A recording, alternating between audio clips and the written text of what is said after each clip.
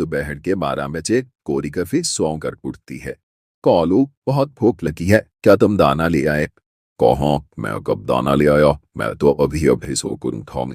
12 बज के हैं, अब तो पक्षियों ने दाना चुग लिया होगा। अब क्या करें? क्या आज फिर हमें कल की तरह भूखे पेट सोना पड़ेगा? मैं तो आज भूखे पेट नहीं सो सकता, मेरे पेट में भूख से चूहे नाच रहे हैं। चलो आज फिर पक्षियों को डरा कर धपा देते हैं और उनका दाना इकट्ठा करके अपने घर ले आएंगे। कफा और कफी अपने घर से निकलते हैं। रामू चिड़िया अपना आखिरी तमन्ना अपनी छोटी सी चोंच से उठाकर अपनी टोकरी में रखती है। दोस्तों, मैंने तो अपना दाना जमा कर लिया, चलो अब धर्म को चलने। फुकारो को चिड़िया, बस थोड़ा इंतजार करो, मेरे पास सारे चारों पे दाने हैं, लेकिन मेरी पत्नी आज मकई का दाना मांग रही थी। मैं पत्तों के नीचे ढूंढ रहा हूँ, शायद मुझे मकई का दाना मिल जाए। जोर दो दे, तुम ऐसा करो, अपना एक चने का दाना मुझे दो और मुझसे मकई का दाना ले लो। गोरी कफी और कानू कफा तेजी से उड़ते हुए वहां आते हैं और शोर मचाने लगते हैं। भागो भागो, सब भागो, चील आ रही है, जल्दी से पेड़ों में छुप जाओ, जो यहाँ रहा वो मारा जाएगा। सब क्या देख रहे हो, दाना बाद में आकर ले जाना, अपनी जान बचाओ, उड़ जाओ, उड़ जाओ। चिड़िया, कबूतर और तोता डर जाते हैं, वो सब उड़ते हैं और पेड़ों के पत्तों में जाकर छुप जाते हैं। कफा और कफी एक बार तो हवा में उड़ते हैं, लेकिन दूसरे ही लम्हे वापिस आकर सभी पक्षियों का दाना उठाकर अपने घर को भाग जाते हैं। हा, देखा देखा कालू, ये मेरा आइडिया था, हमने कैसे पक्षियों को पागल बनाकर उनका दाना हथिया लिया। तुम्हारा नहीं, ये मेरा आइडिया था। मैंने कहा था कि जो पक्षियों को जाकर डराते हैं, गोरी, हम हर रोज ऐसे ही करेंगे। पक्षी चील से बहुत डरते हैं, हम चील का नाम लेकर पक्षियों से दाना छीन लिया करेंगे। काफी देर के बाद रामू चिड़िया पत्तों से ऊपर अपना सर आहिस्ता आहिस्ता निकाल कर देखती है। वहां तो कोई भी नहीं है, शायद चील चली गई है। बाहर आ जाए, आप सब बाहर आ जाए, चील चली गई है। रामू चिड़िया जल्दी से नीचे उतरती है। तोता और कबूतर भी पेड़ों से निकलकर आ जाते हैं। कहाँ गया मेरा भोजन, कहाँ गया? तोता ऊंची आवाज में ऐसे कहता है। मेरी भोजन की टोकरी भी गायब है।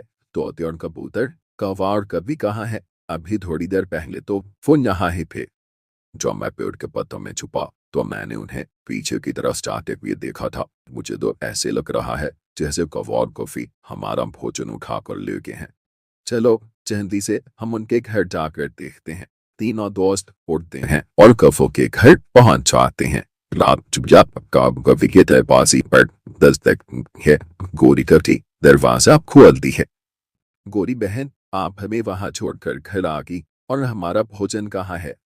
भोजन? कौन सा भोजन? मुझे क्या पता, मैं तो तुम्हें बताकर उसी लम्हे वापस लौट आई थी। इतनी चालाक मत बनो, मुझे सब पता है, तुम ही ने हमारा भोजन चुराया है। चुप कर जा, गंदी आंखों वाले कबूतर, भलाई का जमाना ही नहीं। एक हमने तुम्हारी जान बचाई और दूसरा तुम हम ही पर इल्जाम लगा रहे हो। हमें क्या पता कहाँ है तुम्हारा भोजन, जाओ जाकर ढूंढ लो। गोरी कफी गुस्से में दरवाजा बंद करती है और वापस घर चली जाती है। चिड़िया, तोता और कबूतर वहां से चले जाती है। मम्मा, भूख लगी है, दाना कहाँ है? मम्मा, आपने कहा था जब आप लौट कर आएगी तो आप हमारे लिए दाना लाएगी। मैं शर्मिंदा हूँ बच्चों, आज मैं आपके लिए दाना नहीं ला सकी। मैं जैसे ही दाना लेकर उड़ने वाली थी तो वहां कौवे आके कौवों ने शोर मचाया कि चील आ रही है, इसलिए हमें पेड़ों में छुपना पड़ा और हमारा दादा कोई चुरा कर ली क्या? लेकिन मम्मा, हमने तो जंगल में चील की आवाज नहीं सुने। मम्मा, जब चील आसमान में बोलती है तो हम उसके आवाज सुन लेते हैं।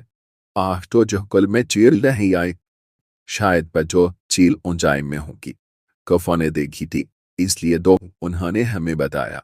दूसरे दिन तोता घने पेड़ की डाल पर छुपा बैठा अपना मीठा अमरूद खा रहा था। गोरी कफी वहां चली जाती है।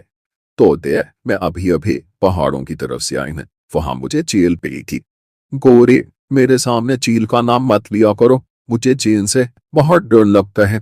सुनो दो तोते, इसीलिए तो मैं तुझे बताने आई हूँ। चील तुम्हें ढूंढ रही है, उसे तुम्हारे हरे पंखों की जरूरत है। उसने मुझे बताया कि वह तुम्हारे पंख काट कर अपने सर पर लगाएगी। बोरिए, क्या तुम सच बोल रही हो? मुझे बचा लो, मुझे चीन से बचा लो। बोरिए, मुझे चीन से बाहर डर लगता है। लाओ अपना अमरूद मुझे दे दो। मैं ये अमरूद जाकर चील को दे देती मैं और उसे बताती मैं कि ये अमरूद तोते ने तुम्हारे लिए भेजा है। चील खुश हो जाएगी और तुम्हारी जान छूट जाएगी। तोता जल्दी से अपना अमरूद गोरी कफी को दे देता है और गोरी कफी वह अमरूद उठाकर वहां से भाग जाती है। तोता लंबी सांस लेता है। बच गया, आज तो मैं चीन से बच गया। अगर चील मुझे पकड़ लेती तो मेरे सारे पंख काट कर अपने बालों में दगा लेती। फिर तोता अपने घर की तरफ उड़ जाता है। घर जाकर गोरी कफी आधा अमरूद खुद खा लेती है और आधा अमरूद अपने पति कानू कवे को दे देती है।